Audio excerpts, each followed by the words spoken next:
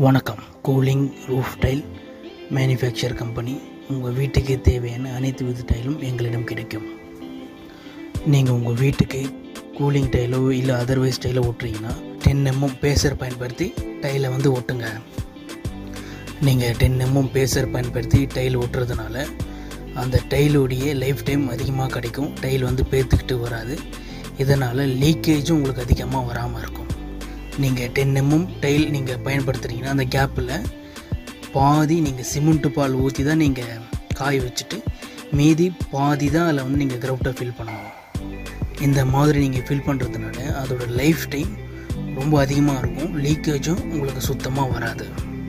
நீங்கள் கூலிங் டைல்ஸ்னு இல்லை, அதர்வைஸ் டைல்ஸும் உங்கள் வீட்டில் ஓட்டினா கூட பாதி சிமெண்ட்டு பாலால் அந்த கேப்பில் ஃபில் பண்ணிவிட்டு மீதி லைட்டாக மட்டும் நீங்கள் அந்த கிரவுட்டை ஃபில் பண்ணாலே போதும். அந்த டைலோட லைஃப் டைம் அதிகமாக உங்களுக்கு கிடைக்கும்.